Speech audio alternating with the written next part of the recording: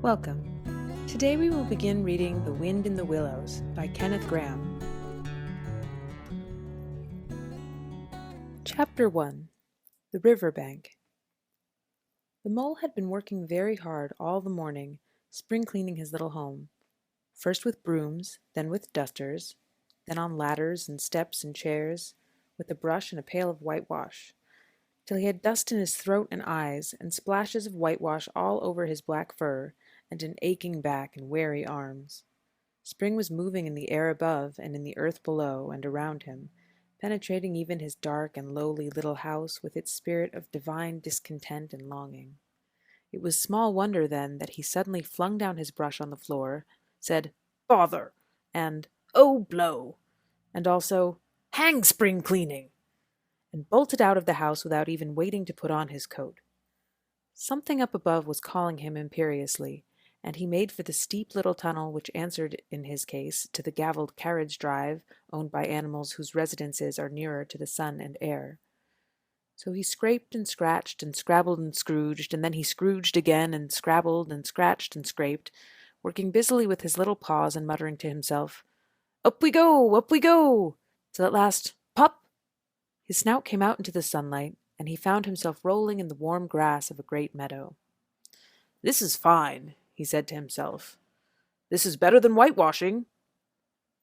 The sunshine struck hot on his fur. Soft breezes caressed his heated brow, and after the seclusion of the cellarage he had lived in so long, the carol of happy birds fell on his dulled hearing almost like a shout. Jumping off all his 4 legs at once, in the joy of living and the delight of spring without its cleaning, he pursued his way across the meadow till he reached the hedge on the farther side. "Hold up," said an elderly rabbit at the gap. "6 pence for the privilege of passing by the private road."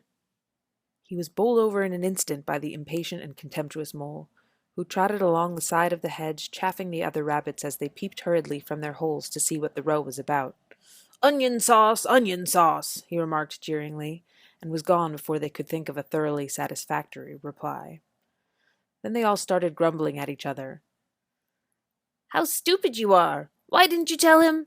Well, why didn't you say?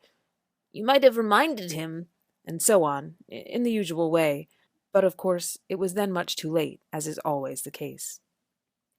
It all seemed too good to be true. Hither and thither through the meadows he rambled busily, along the hedgerows, across the copses, finding everywhere birds building, flowers budding, leaves thrusting, everything happy and progressive and occupied. And instead of having an uneasy conscience pricking him and whispering, "Whitewash," he somehow could only feel how jolly it was to be the only idle dog among all these busy citizens. After all, the best part of a holiday is perhaps not so much to be resting yourself as to see all the other fellows busy working. He thought his happiness was complete when, as he meandered aimlessly along, suddenly he stood by the edge of a full-fed river. Never in his life had he seen a river before, this sleek, sinuous, full-bodied animal, chasing and chuckling, gripping things with a gurgle and leaving them with a laugh, to fling itself on fresh playmates that shook themselves free, and were caught and held again. All was a shake and a shiver, glints and gleams and sparkles, rustle and swirl, chatter and bubble. The mole was bewitched, entranced, fascinated. By the side of the river he trotted as one trots when very small by the side of a man who holds one spellbound by exciting stories. And when tired at last, he sat on the bank, while the river still chattered on to him, a babbling procession of the best stories in the world, sent from the heart of the earth to be told at last to the insatiable sea. As he sat on the grass and looked across the river, a dark hole in the bank opposite, just above the water's edge, caught his eye, and dreamily he fell to considering what a nice snug dwelling place it would make for an animal with few wants and fond of a bijou riverside residence, above flood level and remote from noise and dust. As he gazed, something bright and small seemed to twinkle down in the heart of it, vanished, then twinkled once more like a tiny star.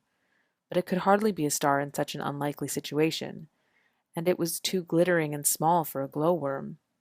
Then, as he looked, it winked at him, and so declared itself to be an eye, and a small face began gradually to grow up round it like a frame round a picture. A brown little face, with whiskers. a grave round face with the same twinkle in its eye that had first attracted his notice. Small neat ears and thick silky hair. It was the water rat. Then the two animals stood and regarded each other cautiously. "Hullo, Mole," said the water rat. "Hullo, Rat," said the Mole. "Would you like to come over?" inquired the rat presently. "Oh, it's all very well to talk," said the Mole, rather pettishly, he being new to a river and riverside life and its ways. The rat said nothing, but stooped and unfastened a rope and hauled on it, then lightly stepped into a little boat which the Mole had not observed. It was painted blue outside and white within, and was just the size for the two animals, and the Mole's whole heart went out to it at once, even though he did not yet fully understand its uses. The rat sculled smartly across and made fast. Then he held up his forepaw as the Mole stepped gingerly down. "Lean on that," he said. "Now then, step lively." And the Mole, to his surprise and rapture, found himself actually seated in the stern of a real boat. "This has been a wonderful day," said he, as the rat shoved off and took to the sculls again. "Do you know, I've never been in a boat before in all my life." "What?" cried the rat, open-mouthed. "Never been in a— You never— Well, what have you been doing, then?" "Is it so nice as all that?" asked the Mole shyly, though he was quite prepared to believe it as he leaned back in his seat and surveyed the cushions, the oars, the rowlocks, and all the fascinating fittings, and felt the boat sway lightly under him. "Nice? It's the only thing," said the water rat solemnly, as he leaned forward for his stroke. "Believe me, my young friend, there is nothing, absolute nothing, half so much worth doing as simply messing about in boats. Simply messing," he went on dreamily. "Messing about in boats. Messing—" "Look ahead, Rat!" said the Mole suddenly. It was too late. The boat struck the bank full tilt. The dreamer, the joyous oarsman, lay on his back at the bottom of the boat, his heels in the air. "About in boats, or with boats," the rat went on composedly, picking himself up with a pleasant laugh.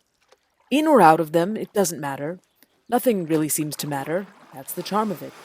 Whether you get away or whether you don't, whether you arrive at your destination or whether you reach somewhere else, or whether you never get anywhere at all, you're always busy, and you never do anything in particular.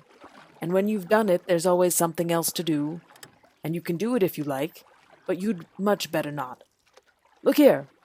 If you've really nothing else on hand this morning, supposing we drop down the river together and have a long day of it." The Mole waggled his toes from sheer happiness, spread his chest with a sigh of full contentment, and leaned back blissfully into the soft cushions. "What a day I'm having," he said. "Let us start at once." "Hold hard a minute, then," said the rat. He looped the painter through a ring in his landing stage, climbed up into his hole above, and after a short interval reappeared staggering under a fat, wicker luncheon basket. "Shove that under your feet," he observed to the Mole, as he passed it down into the boat. Then he untied the painter and took the sculls again. "What's inside it?" asked the Mole, wriggling with curiosity. "There's cold chicken inside it," replied the rat briefly. "Cold tongue, cold ham, cold beef, pickled herring, salad, French roll, cress sandwiches, spotted meat, ginger beer, lemonade, soda water—" "Oh, stop, cried the Mole in ecstasies. "This is too much." "Do you really think so?" inquired the rat seriously. "It's only what I always take on these little excursions. And the other animals are always telling me that I'm a mean beast and cut it very fine." The Mole never heard a word he was saying, absorbed in the new life he was entering upon, intoxicated with the sparkle, the ripple, the scents and the sounds in the sunlight. He trailed a paw in the water and dreamed long waking dreams. The water rat, like the good fellow he was, sculled steadily on and forbore to disturb him. "I like your clothes awfully, old chap," he remarked after some half an hour or so had passed. "I'm going to get a black velvet smoking suit myself some day, as soon as I can afford it." "I beg your pardon," said the Mole, pulling himself together with an effort. "You must think me very rude, but all this is so new to me. So this is a river." "The river," corrected the rat. "And you really live by the river? What a jolly life!" By it and with it and on it and in it, said the rat. It's brother and sister to me, and aunts and company and food and drink, and, naturally, washing. It's my world, and I don't want any other. What it hasn't got is not worth having, and what it doesn't know is not worth knowing. Lord, the times we've had together! Whether in summer or winter, spring or autumn, it's always got its fun and its excitements. When the floods are on in February, and my cellars and basement are brimming with drink that's no good to me, and the brown water runs by my best bedroom window, or again when it all drops away and shows patches of mud that smell like plum cake, and the rushes and weed clog the channels, and I can potter about dry-shod over most of the bed of it and find fresh food to eat, and things careless people have dropped out of boats. But isn't it a bit dull at times? The mole ventured to ask. Just you and the river, and no one else to pass a word with? No one else to... Well, I mustn't be hard on you, said the rat with forbearance. You're new to it, and of course you don't know. The bank is so crowded nowadays that many people are moving away altogether. Oh no, it isn't what it used to be at all. Otters, kingfishers, dabchicks, moorhens, all of them about all day long and always wanting to do something, as if a fellow had no business of his own to attend to. What lies over there? Asked the mole, waving a paw towards the background of woodland that darkly framed the water meadows on one side of the river. That? Oh, that's just the wild wood, said the rat shortly. We don't go there very much, we river bankers. Aren't they very nice people in there? Said the mole, a trifle nervously. Well, replied the rat, let me see. The squirrels are all right, and the rabbits, some of 'em, but rabbits are a mixed lot. And then there's Badger, of course. He lives right in the heart of it. Wouldn't live anywhere else either if you paid him to do it. Dear old Badger, no one interferes with him. They'd better not, he added significantly. Why, who should interfere with him? Asked the mole. Well, of course, there are others, explained the rat in a hesitating sort of way. Weasels and stoats and foxes and so on. They're all right in a way. I'm very good friends with them, past the time of day when we meet and all that. But they break out sometimes, there's no denying it, and then, well, you really can't trust them, and that's the fact. The mole knew quite well that it is against animal etiquette to dwell on possible trouble ahead, or even allude to it, so he dropped the subject. And beyond the wild wood again? He asked. Where it's all blue and dim, and one sees what may be hills, or perhaps they mayn't, and something like the smoke of towns, or is it only cloud drift? Beyond the wild wood comes the wide world, said the rat, and that's something that doesn't matter, either to you or me. I've never been there, and I'm never going, nor you either, if you've got any sense at all. Don't ever refer to it again, please. Now then, here's our backwater at last, where we're going to lunch. To hear more of Mole and Ratty's adventures, join us next time to hear the second part of Chapter 1 of The Wind in the Willows. Thanks for listening.